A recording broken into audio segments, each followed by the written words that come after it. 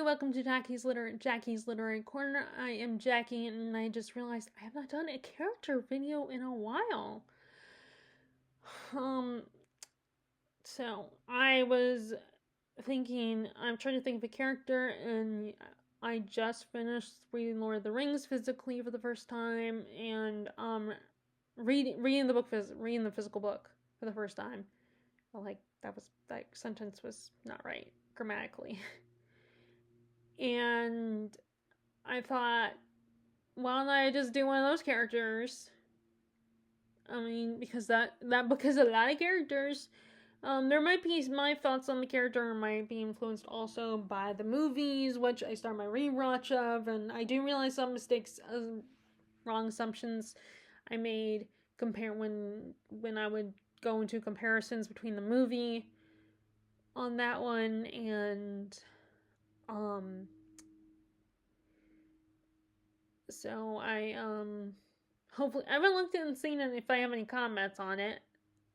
I am worried that someone's gonna point that out to me that I've made, but I will just have to explain. If I do get a comment, I'll have to just explain. It's like, yeah, I realized that watching the movie. I watched the movie recently, just the other night. Anyway, so I want to talk about a character. I figure I may as well talk about one of those characters. And I've already said that even though I love Samwise Gamgee, my favorite Hobbit is actually Pippin. I love Pippin. I figure I'll talk about Pippin. Pippin is a very fun-loving character. I think he's the youngest of the four main hobbits in the story. He's so easygoing and a little clueless sometimes. Like, he was, in the movie, when Frodo volunteers to go on his quest, and they are like, oh, wait, we're coming too. He didn't even realize, like, he wasn't paying attention when they said that where they're going, because he was like, on this mission, quest, thing.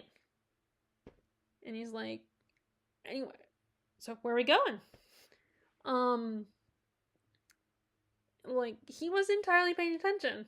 And I think in the book, he's a little less oblivious, and so he's pays attention a little bit more.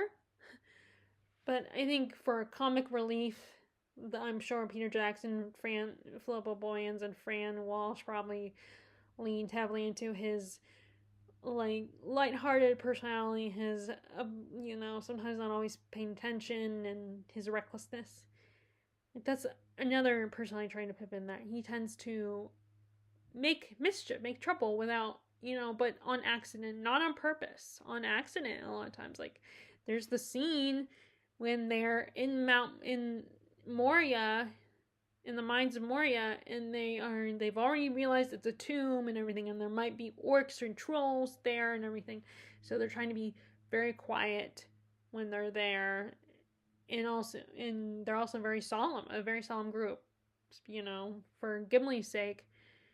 And also, if you think about it, even though The Hobbit had not been made at that point, the Hobbit movies, we of course, now that the Hobbit movies exist, it's kind of makes a sad moment for Gandalf as well. But anyway, and he ends up he is fascinated by this well and accidentally knocks a shield and armor down into the well, which makes a lot of clanging, clattering noise. And poor, the impression I got from Gandalf is he's like the exasperated, frustrated parent who's just trying to be patient, but loses his temper a lot, and it's like, you full of a took. That's, which I love that expression. And poor man, he's just looking like, all pitiful, like a little puppy dog, and is like, I'm sorry, I didn't mean it. And of course, there's the reason why he ends up in Gondor. Gandalf has to take him to Gondor is at the end, he looks into the Palantir because he gets curious. He's a very curious little hobbit. He's always wanting to know things, and I mean, he looks in there, and that gets him in trouble because the eye sees them, and he almost, he is at risk of, there's the risk of him accidentally exposing their secrets when he gets interrogated by the Eye. And so he has to go to Gondor. And, he's, like I said, he's always getting into mischief, always getting into trouble, screwing up. And,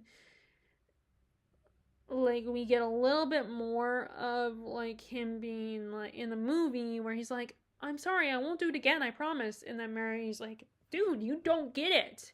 This is a lot more serious than just a little mistake of causing firework, releasing fireworks when we're not supposed to, or, like, making a mess in the kitchens or something. This is more serious than that. This is serious, dire consequences, and now he has to go to Gondor, to go into hiding. And, he's thinking, oh, I won't do it again. And it's like, you can't just be like, I won't do it again. Like, it's not a little mistake, it's a big mistake.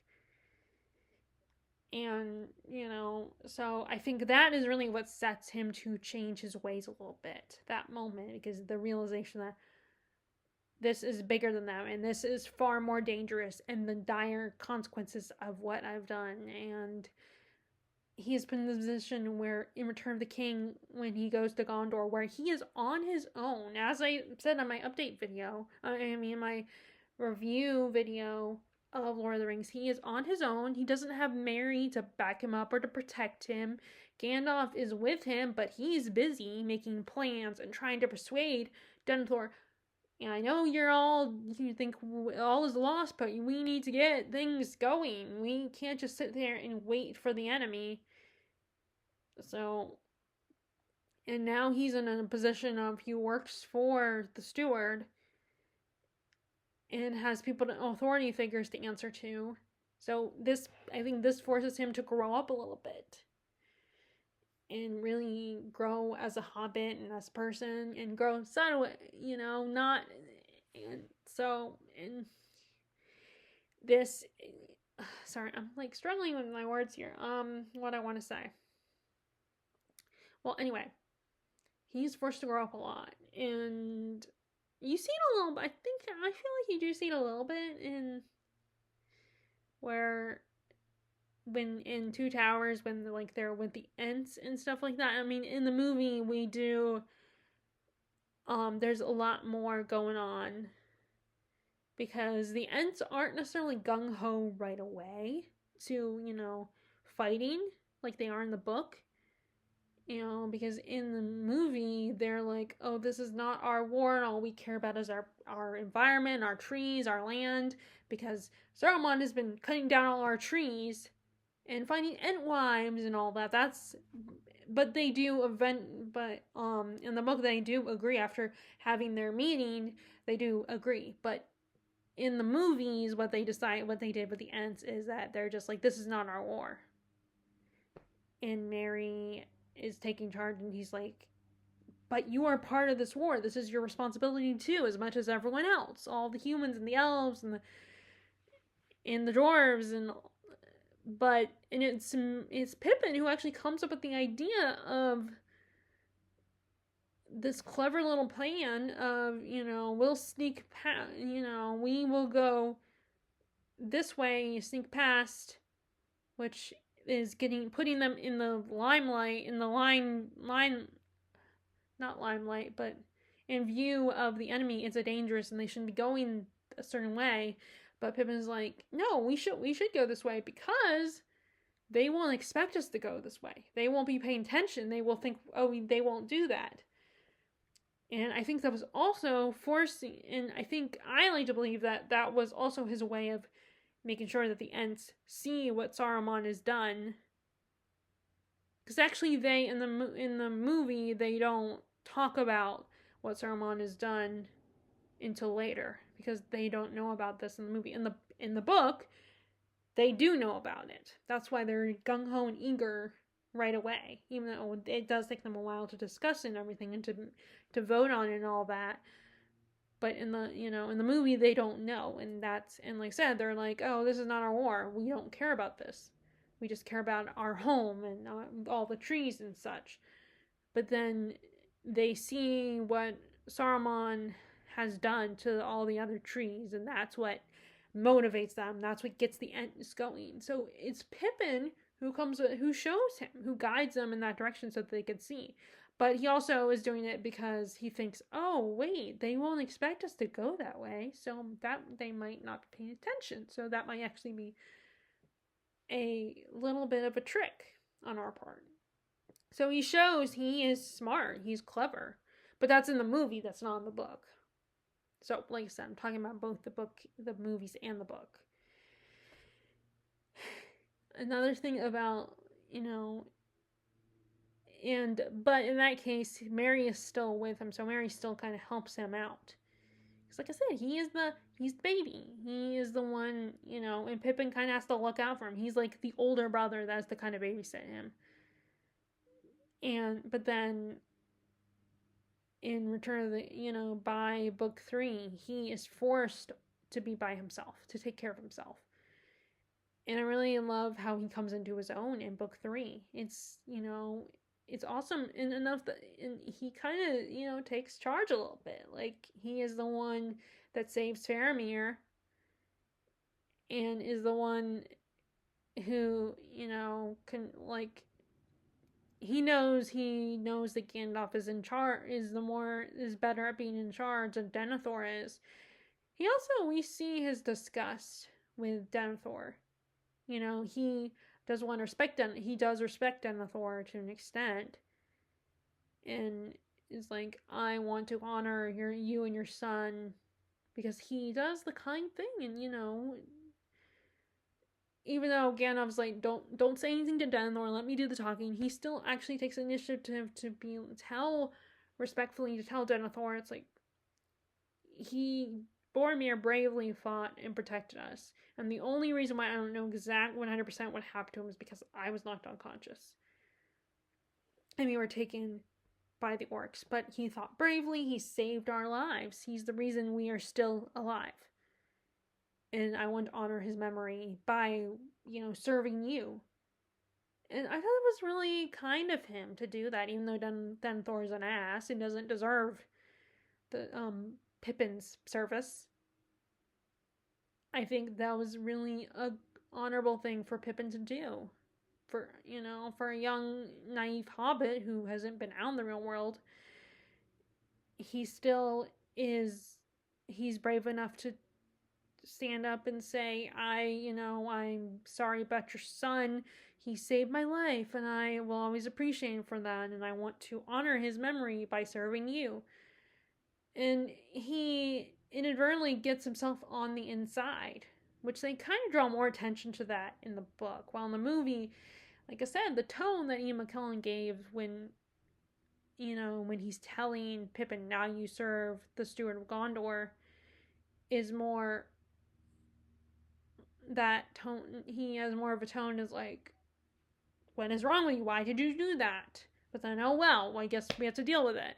That's your new job now. But he does acknowledge in the book that actually that was kind of smart. That was a very clever, I don't understand why you came up with it. I don't know why you did it, but you know what? Actually, I'm going to look for the benefit to it, that you're on the inside. And there's a line, when I don't remember the exact line, but what I always thought was kind of funny was when he was trying to find Gandalf to tell him that Denethor was going to burn himself and his son, Faramir.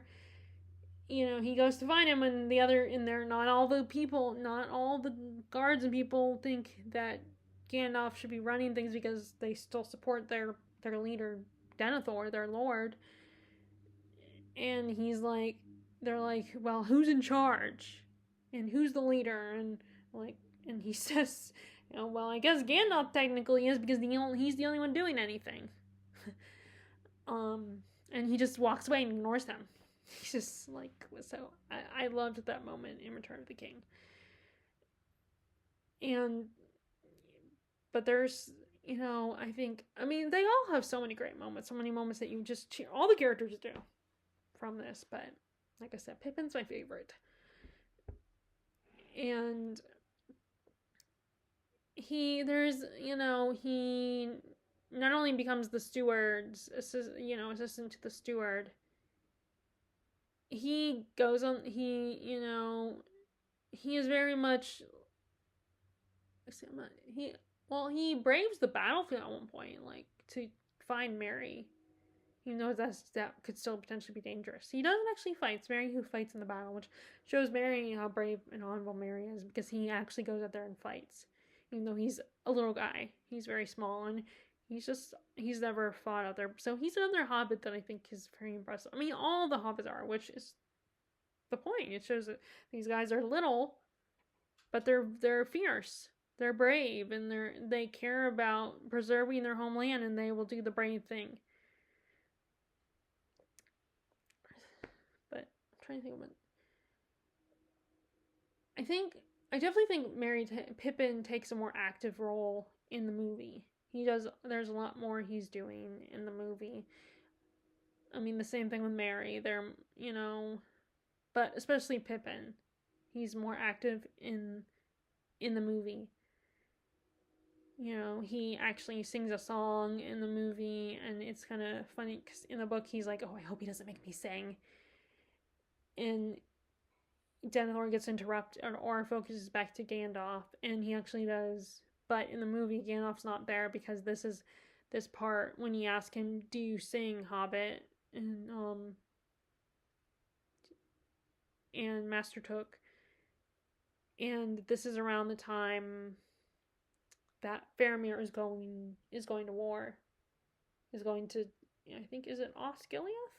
He's going to. But anyway, and that's when he sings this beautiful song. And I cannot remember the actor's name who plays Pippin, but he has a really nice, very, very nice voice.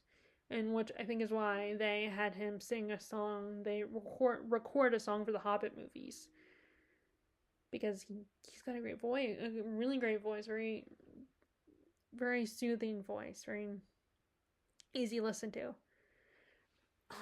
But anyway, so I'm trying to think what else I want to say about Pippin. But I remember something that was not in the book was that when they're trying to call Rohan to aid them at Gondor, Pippin is the one that just secretly, even though Denethor is like, "Nope, we're not lighting the pyres or whatever to alert the Rohan people that we need their help." And secretly, and I think it's because he's paranoid and he doesn't trust Gandalf. Denethor doesn't. So, but Gandalf does take charges, like, "We don't have time for this. We need Rohan's help." So it's Pippin who climbs the mountain, climbs up to light the pyre. And light all those torches, even on the mountains, which, oh my god, I would not want to have that job. To alert that. So that was, if you think about it, it was kind of scary too, because he has to climb all the way up there. Up on that tower-like structure, and to light it, get away with lighting it, and he almost screws it up a little bit. Like, he comes close to falling at one point. He knocks over the whole lantern, but he sets the whole thing ablaze, and this. So he's the one who sends the signal to Rohan to start to join, for them to come to Gondor, and that is another very triumphant moment, because it is against Denethor's wishes, but they need Rohan's help. And Denethor just has this mentality of, we've lost, so there's no point. And it, and so that is such a great, moment, like a triumphant moment where, you just want to raise your fist. Like, yeah. And they're like, and Pippin's just, and he's funny too. He's one of the funnier, he's even funnier in the movie. Because, like I said, he seems kind of clueless at times, and, and he's like the one who's like, what about second breakfast? What about 11 Seas and afternoon tea and all that, when they're being guided by Strider or Aragorn? And he's like, "Nope, you don't have time for this," or, "Oh, you already got your meal. You don't need any more." And of course, he tosses them the apple, and apple hits him on the head and knocks him out. And it's like, there's all these little moments throughout where he's just It's a really funny moment. Or like the scene when they run into him at Farmer Maggot's field, and they're running because Farmer Maggot is coming out and chasing them, and they fall over the little edge or whatever. And he lands on they all land one on top of the other, and Mary's like, I think I broke something. And of course, first of all, that was funny because it turns out it's just a carrot that he broke. And then on top of, but then like Pippin's like, mushrooms. I don't know. I always thought that was kind of a funny moment too. And of course, one of his mistakes is that he almost exposes Frodo when they're at the pub, the Prancing Pony Inn. And of course, to be fair to him, he's probably a little tipsy. So yeah, Pippin is quite the character. He's funny. He's always getting into trouble and getting into mischief, not in a malicious way, but in a I can't help myself kind of way. But then he really grows, like all the characters do, and really learns and matures as a hobbit. And it was actually kind of funny because, so in the book, they drink the water of the Fangorn Forest, and it has magical properties, and it makes them actually grow a little bit taller, Merry and Pippin. So I thought that was kind of a funny little tidbit in the book that's not included in the movie, because how were they going to show the size difference without it being too much, or showing the difference at all. But he's so great. He's such a great little hobbit. I just love Pippin, and I don't know why I love him more than Sam. I mean, I guess because he's more fun, maybe. I don't know. But although Sam has some funny moments too, and you gotta admire Sam. He has a lot of great cheering moments too. But anyway, we're not talking about Sam. Like I said, Pippin is my chosen favorite hobbit, and maybe part of me is a little wants to be contrarian and be like, well, everyone else loves Sam, but I'm gonna choose a different hobbit. But anyway, so do you guys, if any of you have read Lord of the Rings, or at least have seen the movies, which character is your favorite? I'd be kind of curious. Do you like Pippin? Do you think he's a great character? And I would love to know. I mean, and if you find him annoying or something, that's fine too. But anyway, so those are my thoughts on Pippin. And actually, my question, I have another question. Who is your favorite hobbit between the 4 hobbits? I would love to know that. Just tell me that. Which one's your favorite, whether it's Pippin or not, or one of the other ones. But those are my thoughts on Pippin. All right. I will talk to you guys later. All right. Bye.